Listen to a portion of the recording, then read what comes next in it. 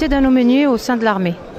L'activité, elle est double. Elle se définit statutairement par à la fois le conseil, le soutien religieux des soldats de confession musulmane qui le souhaitent, qui viennent le voir, et à la fois le conseil au commandement. Il peut arriver parfois que le commandement ait besoin d'avoir un éclairage sur une question où elle se trouve pénétrée par des questions de dimension religieuse. Et il peut faire appel à l'aumônier pour l'éclairer sur son choix à un moment donné qu'il aura à faire dans son commandement. Il lui est autorisé aux soldats de faire ses prières, donc de suivre son culte en tant que tel? Tout à fait, il lui est permis de faire son culte en dehors des heures de service. Lorsqu'il a fini son service, il peut vaquer à ses occupations cultuelles. Alors, on travaille actuellement à la mise en place de certain nombre de lieux de culte. Il y en a aujourd'hui une vingtaine présents dans les unités militaires. Et lorsque le soldat de confession musulmane a fini son service ou a une pause en service, il peut aller vaquer à ses prières, tout à fait. Donc les jeunes de musulmans qui voudraient donc s'engager à l'armée peuvent y aller en toute tranquillité. Ils sont reconnus en tant que tels. Ah, complètement. L'armée a toujours reconnu les soldats de confession musulmane. Avec la présence des aumôniers, on est, je veux dire, la parole officielle et on peut plus facilement écouter quels sont leurs besoins et leurs désirs et les faire remonter au niveau de la hiérarchie. Et les choses s'arrangent plus facilement. On reste quand même des facilitateurs à la fois entre des demandes. On ne peut pas tout faire en un jour et évidemment les choses prennent un peu de temps, etc. Mais alhamdoulilah, aujourd'hui la parole est entendue. Il en est de même en Belgique? En Belgique, malheureusement, pas encore.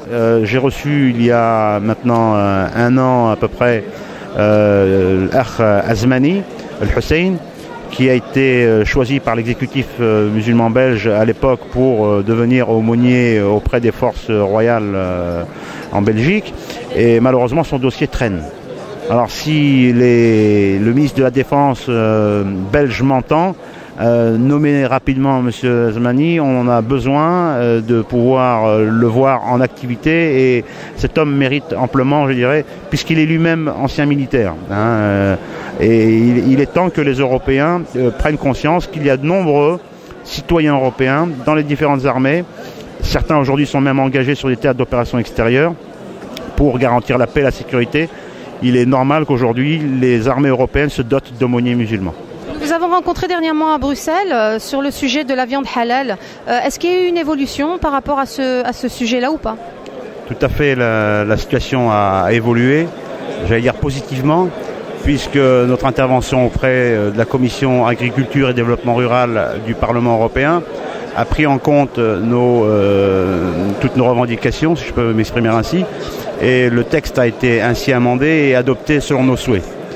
Néanmoins, la bataille n'est pas finie. Là, c'est une première grande étape qui a permis, pour le moins, de donner un peu plus de volume à ce dossier-là, en apportant notre concours, puisque, comme je l'avais dit précédemment, les cultes n'avaient pas du tout été, je dirais, entendus sur cet aspect des choses.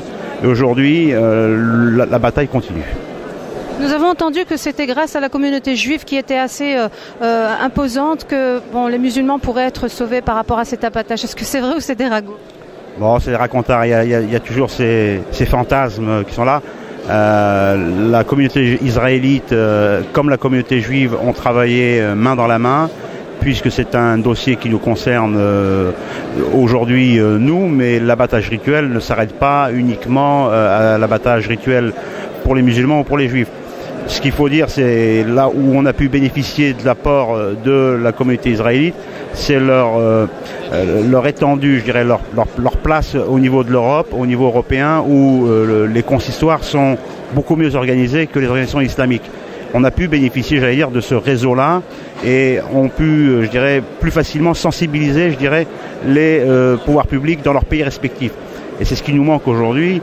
Et lorsque je viens ici aujourd'hui à l'UOIF et que j'ai la chance d'être assis à côté du président de la Fédération des organisations islamiques européennes, je me félicite et j'essaierai de sensibiliser toutes les associations musulmanes d'Europe de manière à essayer de constituer, je dirais, une plateforme qui puisse permettre aux musulmans de pouvoir agir au plus haut niveau des instances européennes pour faire valoir les droits de citoyens européens tout simplement.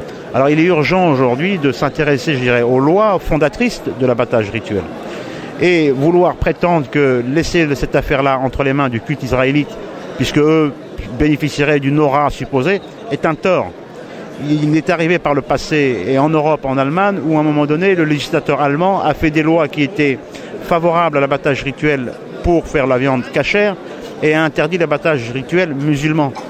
Pourquoi? Parce qu'une organisation musulmane avait dit qu'il n'était pas nécessaire que les bêtes soient conscientes au moment de leur égorgement. Ça fait que les musulmans doivent rester mobilisés sur cette question-là, de manière à garantir que les lois puissent respecter, je dirais, l'abattage rituel dans sa globalité et que les musulmans, au moins sur ce dossier-là, puissent montrer qu'ils existent et être, je dirais, citoyens à part entière et aillent porter la parole devant les parlementaires. C'est un fait, je dirais, important. Il démontrerait à la fois que les citoyens de confession musulmane ont quelque part mûri dans leur esprit, ils sont capables de décortiquer les textes et d'aller au-devant des parlementaires pour les défendre, non pas au nom de ces valeurs religieuses, mais tout simplement au nom de valeurs inscrites dans la Charte des droits fondamentaux, en l'occurrence le droit de croire ou de ne pas croire. Et on doit rester focalisé sur cet esprit qui est de défendre la liberté de culte. Est-ce que vous croyez qu'aujourd'hui les musulmans sont au courant de ce qui se passe réellement et qu'ils sont désinformés, ou est-ce qu'il y a un laisser-aller de leur part? Moi, je dirais qu'il y a plus un laisser-aller de leur part. L'Europe, on l'a vu dans sa construction, est quelque chose qui est quand même assez difficile. Il y a beaucoup de traités. Mais celui qui s'intéresse à rien, il est évident qu'il restera ignorant toute sa vie. C'est vrai que lire le traité de Maastricht ou celui de Barcelone, etc., est fastidieux, mais on doit pouvoir appréhender ces textes-là de dimension internationale qui vont produire des textes qui vont s'imposer à nous, à nos enfants, dans l'avenir, dans le futur. Et il est important de s'y intéresser, et c'est le moment ou jamais de s'intéresser à ces textes-là pour comprendre au moins les mécanismes de fonctionnement, comment sont élus les députés, qui fait la loi, qui est le législateur en fait. Et il est important que les musulmans se rapprochent, et là c'est l'occasion, puisque c'est un sujet à la fois fondamental qui concerne l'alimentaire, et on est tous concernés par l'alimentaire au quotidien, et les lois. Et joignons l'utile à l'agréable en ayant à l'esprit de défendre une cause juste et en même temps essayer d'agir démocratiquement sur les lois européennes.